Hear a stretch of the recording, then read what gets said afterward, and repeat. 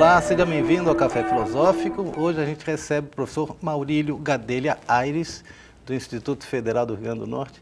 Maurílio, um prazer tê-lo aqui. Prazer é meu, professor. Querido, há muito tempo a gente não se via, né? E eu lembrava, assim, você tem uma trajetória já bastante antiga no IFRN, mas você foi nosso aluno aqui no começo dos anos 2000. Sim. Conta um pouquinho da tua trajetória, você veio da educação física, você já era professor lá? Exatamente, professor. Bem lembrado, né? Eu estou lá no Instituto desde 1995, né? Agora em fevereiro de 2018 faremos 23 anos, né? De casa, realmente já é uma trajetória significativa. E eu entrei lá como professor de educação física, né? E depois que eu migrei para filosofia, que eu aqui, né? Inclusive fui seu aluno, né? Na graduação, né? Na licenciatura e no bacharelado, né? E eu fiz depois, né? Licenciatura em filosofia e bacharelado em filosofia. Mas a educação física você estuda aqui também? Eu fiz aqui também de 87 a 89, né? Quer dizer, e, né? Comecei dando aula de educação física e depois, quando eu comecei a fazer a licenciatura em filosofia, existia uma demanda na época por filosofia muito grande. Aí me perguntaram, né? Você tem interesse de ensinar filosofia? E eu tenho, sim, né? Aí fui remanejado, né? Digamos assim. Passei uma época ensinando filosofia e educação física e depois fiquei só com Mas essa vontade, como é que era isso? Porque em algum momento você decidiu fazer o curso de educação física e depois você já tinha esse desejo, você já lia filosofia? Foi uma coisa assim bem existencial da minha parte, né? Eu até me emociono um pouco quando eu falo nisso. Em 1997, meu pai faleceu, né? E eu entrei numa crise existencial muito grande. E a filosofia, de uma certa forma, foi uma redenção para mim. Né? Lendo a filosofia, de uma certa forma, aquilo foi apaziguando um pouco a minha alma. Parece uma coisa assim até poética, mas foi o que aconteceu comigo isso mesmo. Não, eu estou pensando como a tua trajetória, né, que começa aí, né, com o falecimento do teu pai, essa aproximação, te levou, por exemplo, a um mestrado sobre Sartre, né? Existencialismo. Isso. Fala um pouquinho se Sartre realmente, como você se encontrou com ele, o que significou isso para você? O que você encontra no pensamento de Sartre, um pensador que hoje em dia talvez não tenha tanto prestígio como teve nos anos 70, 80. É verdade. Meio esquecido, né? É verdade. Na verdade, assim, quem me trouxe para a filosofia, em 97, que eu estava, né, deprimido, aquela coisa toda, chorava todo dia, eu passei uns 2 anos assim, no processo muito... Aí um dia eu estou passando assim, perto de uma banca de revista, aí eu vejo aquela coleção Os Pensadores. Aí eu vejo um livro de Nietzsche. Na verdade, quem me trouxe para a filosofia foi Nietzsche. Aí aquelas obras incompletas de Nietzsche, eu ainda tenho esse livro lá em casa, né? Aí pronto, aí Nietzsche, aí depois foi, né? Schopenhauer, aí eu... Você foi afundando já na tragédia humana, né? Nietzsche, Schopenhauer... De uma certa forma, aquilo foi me trazendo assim, digamos assim, um esclarecimento, né, da existência, e eu ia comparando com as minhas experiências, né, e Sartre foi no mestrado, né, uma oportunidade que surgiu. Eu queria, na verdade, quando eu entrei no mestrado, eu queria até estudar Schopenhauer, né, aí meu orientador, ele queria orientar só filósofos na linha francesa, aí ele me deu um leque de opções na época, né, ele chegou na época e me disse, tem Sartre, tem Merleau-Ponty e tem Paul Ricoeur. Tchau, os 3. Aí como eu já tinha lido alguma coisa de Sartre, aí eu me lembro que na primeira orientação já me pediu para ler o Ser e o Nada, né? Aí eu fui ler o Ser e o Nada, aquele livrão, né? Pronto, aí comecei a gostar de Sartre, mas realmente o que me tocou mais em Sartre, assim, o que eu gostei mais é que Sartre, a filosofia de Sartre e a literatura de Sartre tem uma comunicação muito grande. Então, você está na literatura dele, não precisa você sair para ir para a filosofia dele. Como o professor Franco Leopoldo de Silva disse uma vez, entre a filosofia e a literatura de Sartre existe uma circulação contínua. E realmente é. Aí eu fui, né, no mestrado eu estudei a metafísica de Sartre, mas já no doutorado já foi a literatura como... Isso que eu ia te perguntar, no mestrado você se centrou mais na parte, vamos dizer assim, mais filosófica. Isso. e não tanto literário. A parte da literatura, dos contos, dos romances, o teatro, isso você deixou para o doutorado. Para o doutorado. E aí chegamos no doutorado? Isso, aí eu terminei a dissertação, aí fui fazer um doutorado em educação, né? Aí eu pensei em continuar estudando Sartre, só que eu estava fazendo um doutorado em educação, eu tinha que falar de mediação, né, através da filosofia, alguma coisa que se visse como metodologia para o ensino de filosofia. E aí eu pensei, como eu não preciso nem sair da filosofia de Sartre, porque na literatura de Sartre tem a filosofia de Sartre, muitos conceitos, né, de contingência, de necessidade, de liberdade, Sartre trata nas suas obras literárias, né? Aí eu comecei aqueles livros de Sartre, né, Sucis, Com a Morte na Alma, A Náusea, né? Aí pronto, aí comecei vários livros de Sartre. Mas me explica assim, como é que um livro, por exemplo, como A Náusea, colabora na formação do espírito de um jovem? Já que é o ensino da filosofia que estava em jogo, né? Exatamente. Como é que você explica isso? Eu parti do princípio que porque muitas vezes no caso a literatura ia ser uma mediadora para o ensino, né? Eu parti do princípio que o aluno ele já tem experiência literária, né? Ele já lê romances, né, no ensino fundamental, então ele já tem, né, essa, digamos assim, essa aproximação que muitas vezes ele não tem do texto duro da filosofia, aquele texto, né, mais duro. Inclusive até hoje, às vezes quando eu pego algum livro, um texto de filosofia mesmo, os alunos sempre reclamam, né, da linguagem. Então a literatura é uma linguagem que o aluno está mais habituado com aquilo. E como Sartre, o próprio existencialismo enquanto corrente filosófica, né, ele usa o romance para colocar o leitor em situação, porque aqueles personagens estão sempre em ação e sempre têm que tomar decisões. Então é uma leitura situada, que situa, né, o leitor naquelas vivências dos personagens. E mesmo sendo uma experiência ficcional, né, mas o leitor ele é transportado para aquilo ali, ele se identifica com aquilo ali. Então, acho que nessas situações que a literatura sartriana coloca, de algum modo entra em jogo os conceitos fundamentais da filosofia sartriana. Exatamente. Essa foi a minha percepção, né? E aí pronto, aí eu peguei, inclusive, a minha tese de doutorado, ela trata de uma intervenção que eu fiz com o romance A Náusea em sala de aula com os alunos. Como foi que eu peguei esses alunos para introduzir a filosofia? Eu disse, vamos ler, primeiramente, a gente vai ler um romance de Sartre, né? E vamos trabalhar alguns conceitos filosóficos. Aí a gente, na época eu consegui, como aqui, filmar, né? Eu tenho inclusive gravado, né, todas essas aulas. Nós fizemos 5 encontros e a gente lia, né? Eu pedia para eles ler previamente, mas como normalmente o aluno, né, essa coisa de pedir previamente... No IF. Isso. No IF, os alunos do ensino médio. Era uma turma, na época a filosofia era no 2º ano. Isso foi em 2008, essa intervenção que eu fiz. Aí eu digo, olha, leiam previamente, mas a maioria não lia. Aí a gente lia em sala de aula. Aí a gente lia um trecho, obviamente, né, e depois ia discutir conceitos, né, que aquele trecho trazia. Como eu citei para você, né, Frederico? Questão da liberdade, da contingência, enfim, da liberdade.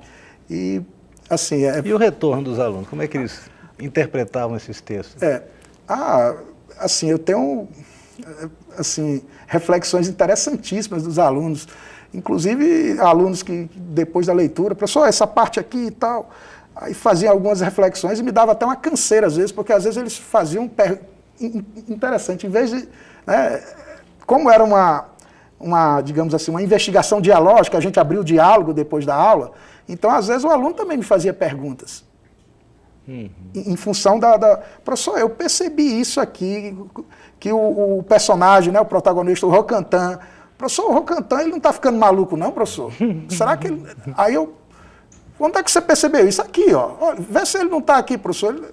Né, vê se ele não está aqui com um comportamento meio... Mas nos 80, quando se lia muito, quando eu era da graduação, se lia muito A Náusea, era uma professora, Carmen Lúcia, e ela sempre utilizava A Náusea, né? E claro, o Roquentin era realmente o ícone daquele cara desajustado, que fazia questionamentos sobre sua própria existência, que vivia assim, era bastante angustiante ler aquela obra, né? Exatamente. Então que um aluno tenha percebido isso. Médio, eu me lembro que teve uma aluna minha que até nesse dia, isso está gravado, né? É muito interessante. Às vezes Até um dia desse eu ainda assisti essas gravações, porque realmente tinham momentos engraçados. Por exemplo, um aluno um dia disse, professor, eu sentia náusea, né? Aí eu digo, foi mesmo, foi isso sendo gravado, né? Eu digo, como foi isso? Professor, eu estava no carro com meu pai, ele vinha me deixar na escola, aí meu pai pediu para eu pegar um papel, acho que era um telefone. Aí eu fui no porta-luva, quando eu peguei no papel, professor, eu sentia náusea. Ah, sim. Acho que ela confundiu com nojinho, né? Aquela sensação de viscosidade das coisas, né? Porque tem um momento, inclusive, no romance da náusea, que o Rocantan, né, ele diz, eu não sei se eu estou pegando nas coisas diferentes ou se agora são as coisas que têm uma maneira diferente de me tocar. Um dia eu fui pegar na maçaneta da porta, né, o Rocantan falando, e eu senti que como se a maçaneta da porta estivesse pegando na minha mão, né, quer dizer, a náusea, né? Outro dia, que foi quando ele sentiu a náusea pela primeira vez, ele foi na praia, as crianças brincando na praia, aí ele viu as crianças brincando, aí se animou, aí foi pegar uma pedra no chão. Aí quando ele pegou na pedra, aquela parte que fica molhada, aquela parte lamacenta, ele disse que quando escorreu na mão dele, ele sentiu a náusea pela primeira vez. Então, a sensação da náusea também tem a ver com essa viscosidade, com essa coisa, né, nojenta das coisas também mesmo. Porque a história de náusea, o nome indica algo com anal, né? Com o mal-estar da embarcação. Mas, claro, isso é só uma origem etimológica. Mas a verdade é que a gente pode se sentir nauseado ou enjoado por diversos, como tá, pelo tato, por uma audição, pelo cheiro, pelo sabor, por diversos sentidos a náusea se faz presente. Então tem algo realmente... Sim, é verdade. Por eles sentidos, né? Pelos 5 sentidos, ela pode se dar pelo tato. Como o Rocantan, várias vezes ele sentiu a náusea pelo tato. Teve uma vez que ele foi pegar na mão de um conhecido dele, que aparece como autodidata, né? E quando ele pega a mão do autodidata, né, ele disse, eu senti como se a mão dele fosse um grande verme branco. Aí, né? As divagações de Sartre mesmo, né? Que aquele livro é bem autobiográfico, né? Que o próprio Sartre sentiu muita náusea, né? Principalmente na época que ele fazia uso de algumas substâncias, né? Como mescalina. E ele achava que estava sendo perseguido por caranguejos e lagostas. Aí um dia Simone de Beauvoir disse que, conta, né, alguns biógrafos, que diz, Sartre, para com essas coisas, vai cuidar da tua vida. Para de usar droga, menino. Isso, mais ou menos isso. Seja sério, né? Mas o próprio Sartre, né, sentiu a náusea, e ele coloca no personagem que Sartre, dizem alguns biógrafos que Sartre gostava de fazer isso. Coisas dele que aconteciam com ele colocava como sendo ficção, mas... Ninguém sabe até que ponto. Mas, Maurílio, pensando hoje na situação que a gente vive, sabidamente Sartre era um militante comunista, por exemplo, que, portanto, defendia interesses e ideias contrárias ao sistema, né? Hoje em dia, você acha que Sartre teria lugar, não seria criticado, por exemplo, você não teria um movimento na porta lá do Cefet, do Inferno, batendo contra um professor que falasse em Sartre, ou, né? Essa coisa da escola sem partido, e agora, por né, exemplo. com essa perspectiva do escola sem partido, né, do professor poder ser visto, né, como um doutrinador, né, como se essas... Eu acho isso um absurdo, como se essas crianças, esses jovens, aliás, esses adolescentes, não tivessem nada na cabeça. E a gente vê que você tem meninos ali com nível de politização altíssimo, você encontra um menino daquele com 15, 16 anos, mas que está lendo Marx, sabe? Que você vê como, hoje mesmo, um aluno meu foi falar em Gramsci para mim, na sala de aula e tal, quer dizer, os meninos, você encontra meninos ali bem politizados. Então, você achar que um professor, porque vai, digamos assim, fazer uma abordagem mais contextualizada de determinado assunto, ele vai estar doutrinando. Isso sim é que é uma doutrinação, né? Você querer... Isso é uma ignorância sem tamanho, né? E doutrinatória, né? Doutrinadora. Até porque o IF tem um estudantado, um corpo discente, que ele é muito diverso, né? Eles passam por uma seleção importante, né? Eu não sei se continua isso, a minha filha estudou lá também. Sim. E é interessantíssimo, porque de fato você mistura diversas camadas da sociedade numa mesma instituição, coisa que não acontece em outras, né? Aluno de escola pública, aluno de escola privada, realmente a gente tem, né? Essas duas realidades, né? E, assim, como eu falei, né? Essa proposta, né, do Escola Sem Partido é uma coisa assim, bem absurda. Enquanto eles não criminalizam a atividade da gente, a gente prima muito por essa parte, né? Porque o que está em jogo não é só formar um técnico, né? está em jogo formar um cidadão. Então a gente está pensando muito, né, que a educação, de uma certa forma, ela também sirva na formação do indivíduo. Então essa formação ela não é só em termos de cognitivos, ela é uma formação ética, é uma formação estética, é uma formação política. Então né, é uma coisa muito facetada. Pois aí você chegou a um ponto que é importante a gente abordar, né, que é essa reforma do ensino médio e do papel que foi otorgado à filosofia, um papel secundário, não obrigatório, e não só a filosofia, a sociologia também, e que evidencia um pouco isso que você está colocando, né? Quer dizer, vamos formar técnicos, bons técnicos, mas não um cidadão capaz de ter uma concepção ética, estética, política, de se inserir na sociedade, né? Como é que você e os teus colegas de filosofia estão lidando com isso? Assim, eu queria até registrar isso, que o ensino de filosofia, até o momento, no IFRN, né, ele está garantido, né, existe um pensamento não só dos professores, mas da própria gestão da escola, né, a própria gestão da escola, ela está encampando essa bandeira, né, inclusive eu participo de uma comissão, né, de reformulação, né, das ofertas de disciplinas, e que nós estamos debatendo, né, o que vai ser as nossas ofertas, como vai ficar, e a oferta das disciplinas, né, e a filosofia ela está mantida.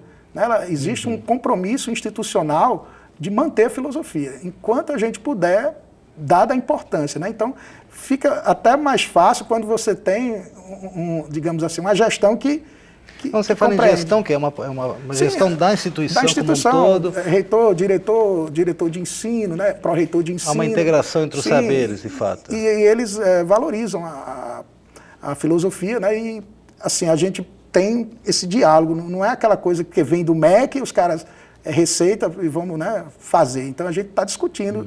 Enquanto a gente tiver essa autonomia, e mesmo se um dia essa autonomia for negada, eu acho que aí sim, aí tem que ir para a briga política mesmo, tem que ir para a militância mesmo política.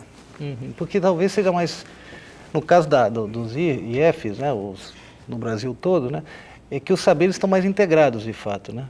Então a gente percebe, eu já conversei com alguns colegas teus de outros campos, né, que tem essa preocupação de como um todo, não tem uma... Bom, a filosofia não é mais obrigatória, vamos deixar de lado. Ao contrário, a coisa continua sendo... Isso. E, na verdade, é um caminho de aprendizado, porque isso, há pouco tempo essa obrigatoriedade tinha sido imposta, né? Isso. E agora já não tem mais, mas isso. Em 2008, ficou, né? Tornou, aquele decreto tornou a filosofia e a sociologia, né, obrigatórias em 2008. Aí me lembro que em 2009 houveram muitos concursos, né, pelo Brasil afora, e o IFRN, né, fez concurso, e muitos colegas meus hoje, que são professores de filosofia dos outros campos, né, dos campos do interior, passaram nesse concurso de 2009, né? Justamente foi na época que teve uma expansão muito grande. E agora vem nesse movimento, né, com esse governo, né, atual de fazer essa reforma, fez discussão, não porque quis, porque foi uma coisa que a sociedade cobrou essa discussão, né? Então o governo se viu, digamos assim, na defensiva, não, vamos fazer a discussão, e está aí, né? A base, né, curricular já está na terceira versão, o governo disse que não quer mais discutir, mas está aí, cheio de proposições ainda. Né? Mas nessa mudança das bases nacionais curriculares, você quando caracterizou o ensino da filosofia no ensino médio, falou em 3 dimensões, que eu acho que são essas mesmo, né? Essa dimensão ética, estética, política e tal. Você acha que isso vai ser alterado? Você acha que nessa reforma essas dimensões vão ser deixadas de lado? Como é que você vê? Assim, existe uma preocupação, né, da disciplina em si, né, se ficar ameaçada e ficar esses conteúdos, né?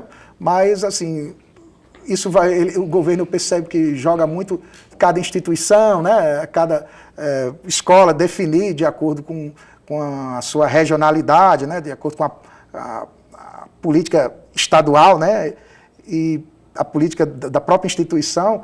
Mas, como eu falo, né, na escola, no IFRN, a gente tá bem atento para isso, né, é uma posição política que é referendada, né, pela gestão também, a posição política dos professores, não só de filosofia, mas de sociologia também, de arte, de educação física, de que seja disciplina ministrada pelo professor formado naquela disciplina, né? E que não fique componentes, assim, fazer um Frankenstein, né? De uma disciplina humana, sei lá, e com conteúdos, né? Vindo da contribuição de filosofia, de sociologia, não. Está ainda garantida a presença da filosofia enquanto disciplina. Certo.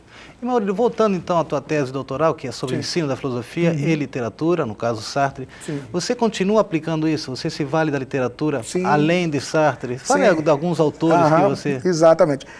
Recentemente, porque, por exemplo, Platão, né, que a filosofia dele se popularizou através dos seus diálogos, né? O que sobrou de Platão para a gente foi o melhor dele, né, os diálogos, né? E, assim,